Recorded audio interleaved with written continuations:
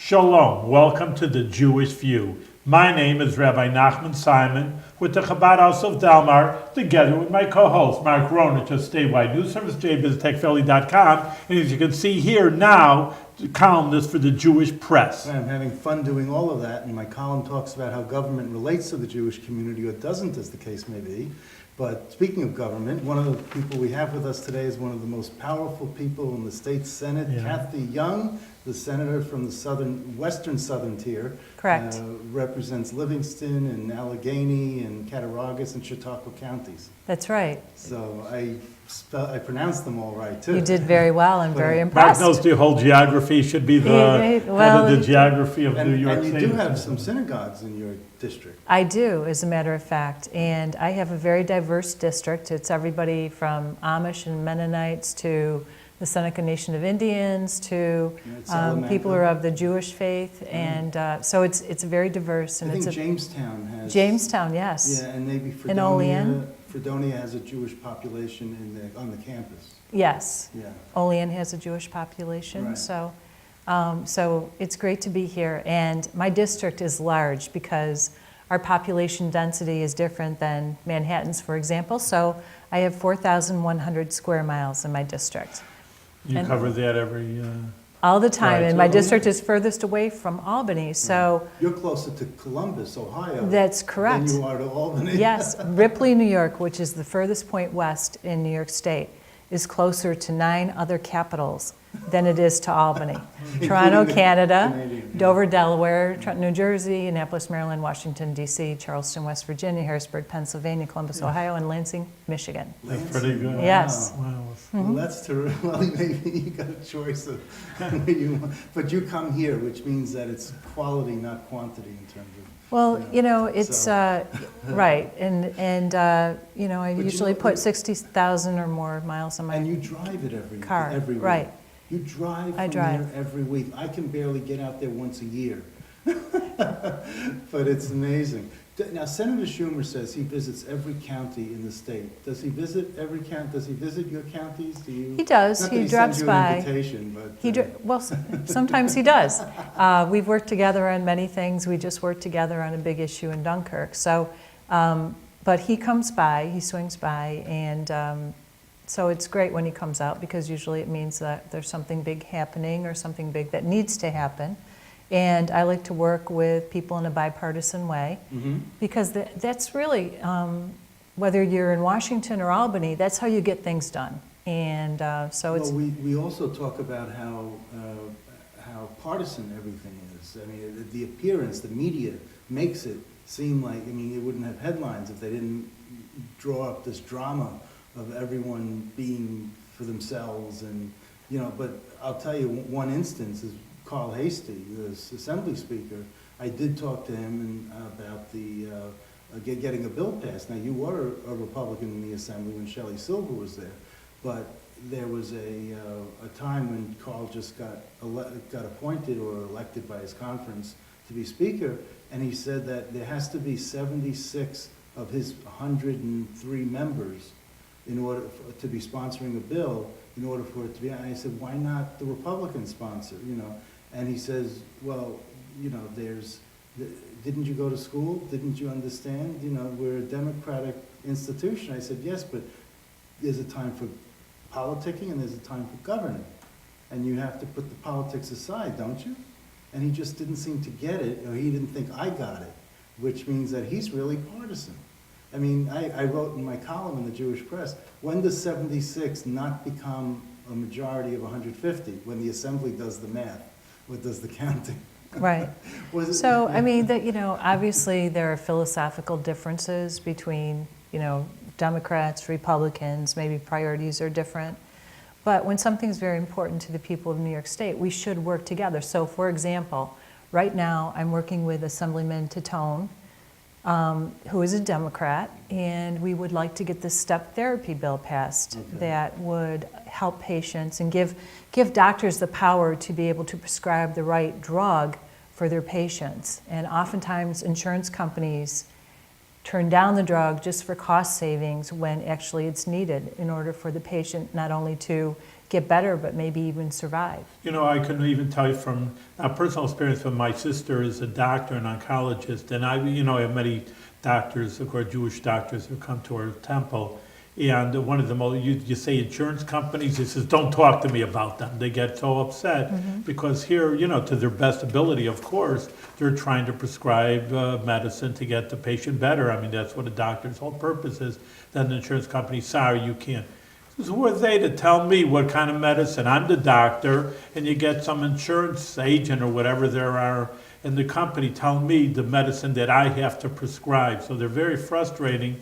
But of course, obviously the doctor knows better than an insurance company. Right, and exactly, Rabbi, and that's exactly the point. And so, and of course we have to have cost savings, but oftentimes what happens is if somebody keeps failing on a drug that is only covered by the insurance company, their condition worsens, and that means they have to go to the hospital. That means the cost of care actually increases and the patient isn't getting better. So we are very focused on this, bipartisan, Democrats and Republicans working together to try to get this passed. Now, I'm going to say something snarky here. Oh, no. If you don't mind, I'm sorry. But so, Assemblyman Tatone put aside the fact that you voted against the same-sex marriage bill. We get together All the and time? work Okay. together, yeah. I'm just, he's an openly gay assemblyman, and Right. I just wanted, Right. I told you I prefaced it by saying, it's just, Right, I did.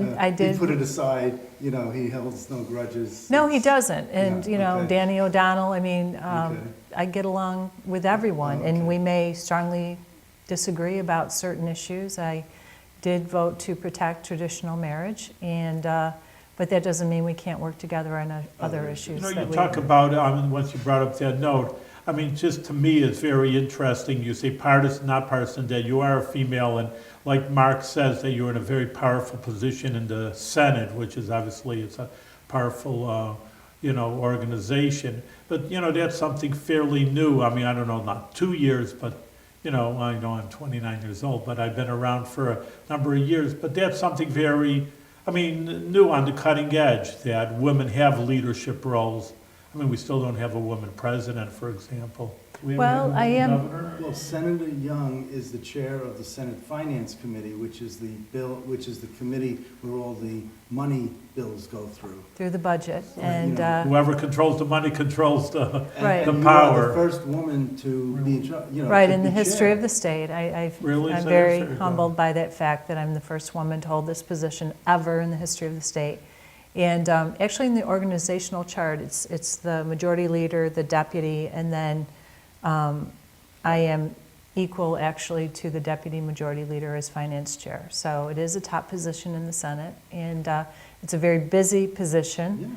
Yeah. And we work on the state budget. The governor came out with his budget proposal January 13th of this year. Mhm. And once the governor does that, we get very busy in the legislature reviewing it, going through hearings. And actually, I presided over 95 hours of budget hearings this year.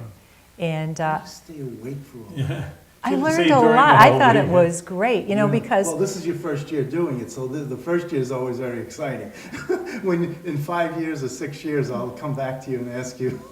But oftentimes, you only come into the budget hearings maybe, if, for example, I also serve on the health committee, so I always made sure I went to the health Right. budget hearing.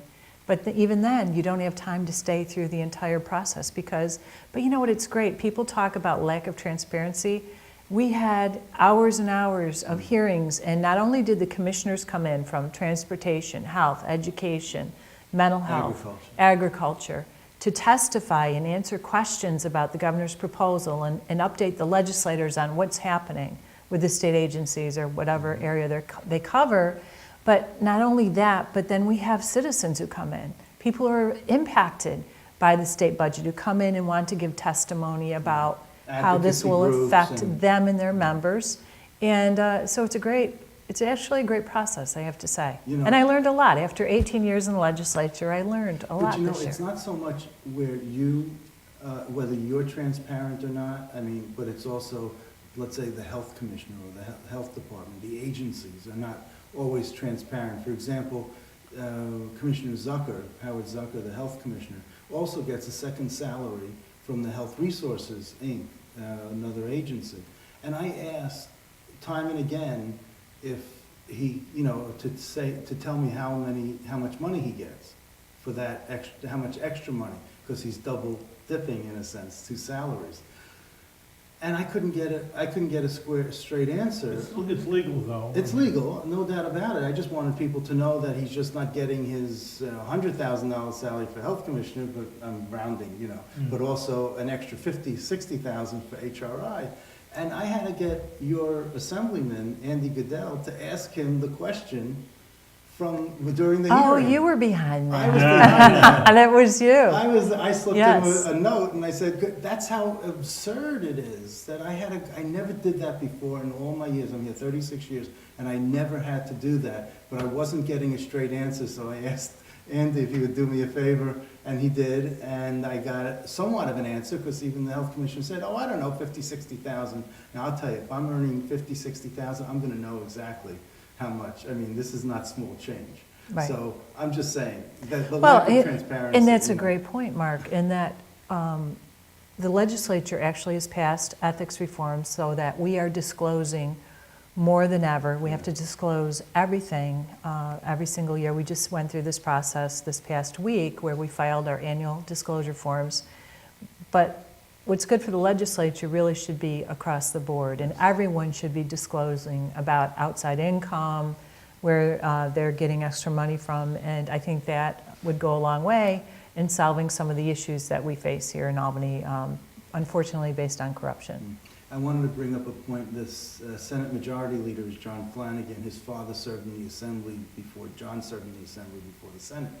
But when his father was in the Assembly, he had a conference called Women of the House. And he wanted to promote the idea of more women in the legislature. And I could see his son, the Majority Leader, taking that one step further by appointing you as chair of the Finance Committee. I mean, it must be a tribute to his father as well. I hear wonderful things about Senator Flanagan's father. You know, when I first was elected to the State Assembly in 1999, he wasn't there. John had already been elected, his son, but certainly he was a legend as far as being effective, being an orator, Yes. how he presented himself, and I think it's very special that you knew him. How many women are there? And now there are more women in the Assembly than ever before. What's the number? Well, I mean, I can count. I got Yeah. the list here, but I know you have always, you're the, But I'll tell you that the average tenure for a legislator is only about 10 years. Most, I mean, there are some who are there 40 years, but some who only last a year or two, or one term. And I think that there's, Big some people turnover. just get upset. But yes, since 2000, the last 15 years, there's been a huge turnover. And I just, and that's when all the, those are the years where there was big corruption going on, 2000 to 2016. And there's just a lot of turnover. Mhm. And whether you're in the Senate or the Assembly, it's usually, the average age is about 60 for each legislator and about 10-year tenure. Mhm. So I did the analysis this weekend, in fact. So I just thought I'd let you know. And thank you for outlining my age. However, Yeah. as I pointed I out won't to say it you, out loud. you're And adding I a was year gonna say too four- soon. We are 4 days apart. I'm November 18th, you're November 22nd, and we're the same year, and I won't say it out loud. Thank So- you. I was gonna say, since you're 29, you got a lot of years to go over here. That's what I was. So let me ask you about one other issue also, is the opioid. The Senate Task Force on Opioid Addiction just released a report. Could you talk about that? Is that 'Cause part you of were your on- health committee? You were on the task force. Yes, yes, Part of Rabbi, the I am Health. on the health committee, but there's a special task force that has been appointed. And actually, we've been operating for 2 years now. So we've passed some heroin and opioid abuse bills last year. We passed a whole slew this year, and this is such a crisis, and it's everywhere. You go across New York State, you hear tragic stories of people being addicted to opioids or heroin, dying. Just in Olean the other day, where I live, there was a person who went to the emergency room, got revived by Narcan, went back out, and 2 hours later was dead because that person overdosed on heroin. And one of the bills that we would like to see made into law would be that if you overdose and you are given Narcan, then you have to have a 72-hour mandatory commitment to a hospital or some other health facility so that you can, number one, Clean get, out. yeah, we want you to be able to go into some kind of Rehab. treatment. And what often happens, and I was talking to a law enforcement person over the weekend, he said, well, the Narcan actually negates the impact of the heroin, so that if you go out and start to shoot up again, you have to take even more to get the high. And so it's a very dangerous time when people have Narcan, and then, and you know, I was at one of my schools, it breaks your heart, talking to the kids a couple of weeks ago, and they told me, well, yeah, somebody else just OD'd. Like it's becoming so matter of fact and mundane and normal to them. And that is very alarming. Scary. Very scary, yeah. very scary. And so often there was an overprescribing of pain medications by physicians, and people got addicted, and then they wanted to continue because we did the I-STOP legislation. Mark remembers we did that a few years ago, and we tightened that up because there was this black market on prescription drugs and overprescribing. And so by tackling that problem, there was a whole new door that was open, because all of a sudden people could not get the opioids that they were addicted to, and so they turned to heroin. But that's just one cause of the crisis. So what would be the, you know, I mean, I feel bad for also because people come to me for counseling also. But, and it just breaks my heart, like you say, to have young people destroy their lives in this crazy Michigan way. But in any case, what would be the task force? What would be the recommendations besides, you said, Narcan? Stay in a hospital or rehab or whatever it is for 72 hours? You need a four-pronged approach. First is prevention, and that's education, but it's prevention. Second is treatment.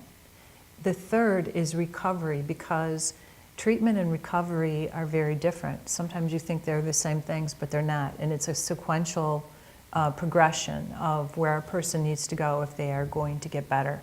And the fourth piece has to do with law enforcement and going after the drug dealers. And because from my perspective, they are akin to murderers, because they are killing people with their poison. And so we have to have tougher laws, more penalties to go after people who are dealing drugs. So those are the areas, and we have a whole package, multiple bills that we have passed to deal with those different issues. But I hear about this every day from my constituents. But I know it's not just a problem in my district. And you would think I'm in a rural area, a lot of farms, you know, small cities. Jamestown is 32,000 people, so it's not a huge place.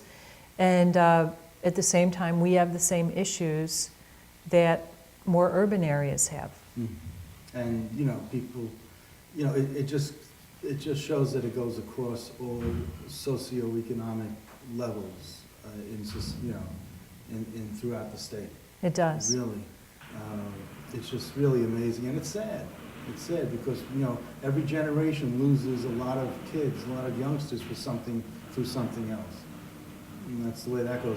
I wanted to let the audience know that you're not only chair of the finance, you're very busy. You're on the agriculture committee, you're on children and families, you're on environmental conservation committee, health committee, housing construction community development committee, transportation, the state Native American relations because of the Salamanca Indians, Southern Tier, heroin task force, which we talked about, and then task force on Lyme and tick-borne diseases. Yes. You are busier than a one-armed paper hanger. I am extraordinarily busy, but I love it. So thank you for coming on the show with all that and squeezing us in. This is great. It's a very hectic day, that's for sure. I wanted to ask you about the nursing shortage task force. I was on that years ago for... Do we still have a nursing shortage in this state? We do, as a matter of fact. And Gunther is a nurse in the assembly. You know what's interesting is it's a shortage across the board for healthcare professionals. And in the more rural areas especially, we have a tremendous shortage. So it's nurses, it's physicians, it's dentists. One of the things that I started about a year or two ago is that there's a dental unit that goes around to the schools to treat the children. And we don't have enough dentists in rural areas. No, we don't. And it's a tremendous problem. And so the University of Buffalo Dental School send students down, supervised by dentists. They take this unit to the schools. The children go and get their teeth checked. They're educated about good dental habits. And it's great because the dental students are learning, the kids are getting treatment, and they told me the other day, in one of my very poor, and I have some very poor communities in my district, unfortunately. Yes, very mountainous, Appalachian in many ways. They found a 6-year-old boy, and all of his baby teeth had rotted down to the gums and no one knew. And he actually had a severe infection. So thank goodness for this program because they were able to treat the infection. They took him to the emergency room right away, and nobody knew. But at the same time, they're getting these children that, you know, and dental care has such an important impact on your entire health and well-being as an individual. Sure. So those are the kinds of things that I like to tackle. And One thing, I've heard that before there was a nursing shortage, and then of course I know a few nurses that say, well, I'm looking for a job. Looking for a job, there's a shortage, you could be able to pick up a job. Then there's like a catch-22. They says, well, we need experience before anybody's gonna hire. Well, if you don't have enough, they should hire. But they also don't want to go out to Allegheny County Right. and serve out in the rural areas. And I know that there's a program in New York State for doctors. doctors to across serve, New York, right? In physician shortage areas for at least 3 years after graduation. if you Right. want. And then you don't have to pay back a certain percentage of your loan. for Correct, medical and we've looked to expand that. That's actually fully subscribed now, and I sponsor legislation to expand doctors across New York, but also create dentists across New York. One of the other things that I've done, and this helps patients whether you're in an urban area or a rural area, but it's especially helpful in rural areas, telehealth and telemedicine. And you know, you've never heard a senior say, I can't wait to get into that nursing home. You haven't, right? Never? So, but telehealth and telemedicine can help senior citizens be able to stay independent at home Right. longer because, for example, you can monitor somebody's blood pressure, you can monitor their weight. If somebody wakes up one morning and steps on the scale and they've gained 20 pounds, that can mean that they have congestive heart failure, some kind of kidney problem. So you can monitor people, but at the same time, in rural areas, if you go to the hospital, you can consult with an expert. Say someone's having a stroke. You can actually consult through telehealth with an expert so that that person gets the best care possible. So it's very exciting from a technological standpoint, but we need to bring more health care to people because people need to have access to quality health care. And one of the bills that you're carrying this year is to enact the Independent Senior Housing Resident Freedom of Choice Act. Right, That's a mouthful. it is. What does it But, mean? but you were just talking about, not going into a nursing, no one's looking to go into a nursing home, but, here you have a bill to keep seniors independent. Right. So I think Well, that how would it goes work? along with I mean, just because of this to health, or, I mean, sometimes they need aides. Well, sometimes they want to be independent, be able to stay home. Sometimes they need a step up in care, something like assisted living. But oftentimes there isn't enough assisted living. So someone comes to the home and helps out, right? Right, Yeah. and yes, or, home care or assisted living are actual facilities, but they're just, you can be there and somebody's on staff to help you if you need it, but it's not this constant care. And then, of course, the highest level of care is a nursing home, long-term care, which is very, very expensive, and oftentimes people are in a nursing home inappropriately. So not only does that impact their quality of life, but at the same time, it impacts the taxpayers, it stresses the healthcare system, and we want people to have choices and options that actually are tailor-made to meet that person's needs. I got another bill that passed the Senate, and I'm sort of chuckling a little bit, even though it's not the funniest bill, but, and you represent Southern Livingston County. Yes, How many towns in? 8. 8 towns, okay, not so small. I mean, there can't be much more than that in the county. I mean, Well, how many towns are there? Actually, there are 17 towns. 17 towns, so you got Yeah. about half of them. Yes. Okay. But you have a provision authorizing big game hunting with a rifle in the Yes, county of Livingston. yes. Now, first of all, I thought rifles were over the counter. You could buy over the counter So- without a license. Right, you can buy, so you need to have legislation to allow rifle hunting for bear and deer. Now, rifle hunting is allowed in certain seasons across, the rural areas everywhere in New York State. But in order to bring it to have the larger game, you have to actually pass a law. So for Livingston County, we passed a law 2 years ago, and the Assembly requires that you have this temporary basis, a 2-year trial period, and then if it works out, then you can make it permanent. Mm-hmm. So that's the bill that I just passed to make rifle hunting for big game permanent in Livingston County. So who's carrying that in the Assembly? So that would Bill be Nojay? Bill Nojay, yes, yes. I mean, so this may pass with as a Bill Nojay measure? Is this a Yes, home because rule it's, bill? right, it's Oh, a home rule, bill, it's a, that's it's, why. well, it's a Okay. local bill, and so I know you're chuckling, but, Well, because the Assembly, we just had a member of the Republican conference in the Assembly on the show, and he was telling us how there are maybe 5 bills that have ever been passed by a Republican outside of home rule bills. So that's why when he might get it passed, it might. it's interesting, when I was in the Assembly, I was able to get quite a few bills passed. I used to do some housing bills, some of the Sunny May bills, but because, again, I worked together with people. Right. So the chair of the Housing Committee would add me as a sponsor. I fought for a law called Penny's Law years ago Sure. that increased penalties for juveniles who commit second-degree murder. And So you're the one with the 5 bills that got passed. I don't know, I'm maybe just that. teasing. Okay, so let me ask you about traumatic brain injuries sustained after age 21 in rural areas. What was service, you wanted to provide more services for people who? Right. What happens now is that if you are classified as developmentally disabled, if you develop your disability at age 21 or younger. So oftentimes people develop a traumatic brain injury after they're 21, maybe at age 22. They fall off a tractor, or they're in a car accident, or whatever happens, they sustain a traumatic brain injury. They can't receive all the services that they need because they're not classified legally as developmentally disabled, and that's wrong. And especially in rural areas, there's a real shortage of services just because, we're rural. And so this would change it so that people who sustain a head injury would be able to get services, whether it's medical services, whether it's day programming, whether it's some kind of therapy, whatever they would need. Have you noticed overall that that there are fewer bills being passed in the Senate and the Assembly by 2 House, that go to the governor? Have you noticed there? I haven't noticed that.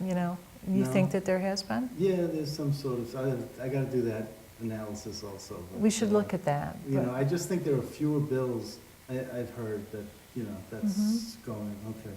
So let Is me. that a bad thing? Some people I would don't say it's a know. good thing I- over I here. I know. I'm not, Be it's careful just what you objective. ask for. It's just Yeah. objective, So what would you like people to know about you that they might not know about? Well, I guess what they might not know is that I'm the second oldest of 6 children. I grew up in a dairy farm. From the time I could walk, I was out working with my father and my grandfather. My grandfather was my best friend when I was growing up, and not only did he and I work together at the barn and with the cows and everything, but we also he taught me how to make a willow whistle, for example. So all used to do fun things too. And when I was 13 years old, an arsonist burned down our barn, and it was a very frightening thing, but my dad lost everything. So when I was 14, I went out and started to work at a restaurant to help my family, and so I've worked ever since. And those were life lessons that were invaluable to me, because you learn the value of hard work. You learn Good how work to ethic. reach out to neighbors in times of need. All those things that they're great life lessons that I carry with me now. And I think that's what motivates me to want to serve as a public servant, because I want to do good things. I want to get things done for the people in my district, but also good things done for the people of all of New York State. I think that's the driving force that that keeps you going and wanting to drive those many miles in between Olean and Albany. So keep on trucking, keep on Keep driving. on trucking, I love it. You're one of I can tell you're from the 70s too, keep on trucking. You're one of my. He's older than both of us over You're one of here. my favorites in the legislature. Well, thank you. And I'm glad that you were able to get into the state legislature. I'm glad that you were able to rise from the Assembly to the Senate. It's unfortunate what happened that allowed all those Yes, it bumps, is. because there were a couple of deaths, untimely deaths that happened, but with predecessors. So I'm just saying, I'm just happy that, when something bad happens, something good, one door closes, another one opens, and, I'm glad that you're one of the good ones, because I'm tired of all this other stuff going on in the Capitol. So keep up the good work. Thank you. very Senator, much. you're doing great work, and for the people I see, you're really doing a great job for the people in New York State and your community. Continue going and do it with good health. And you're aging better than I am. Yeah. So. Well, you 4 days are, apart. you are older, you know. Yes, I am. 4 4 days, days. that's right. Thank you. Thank you.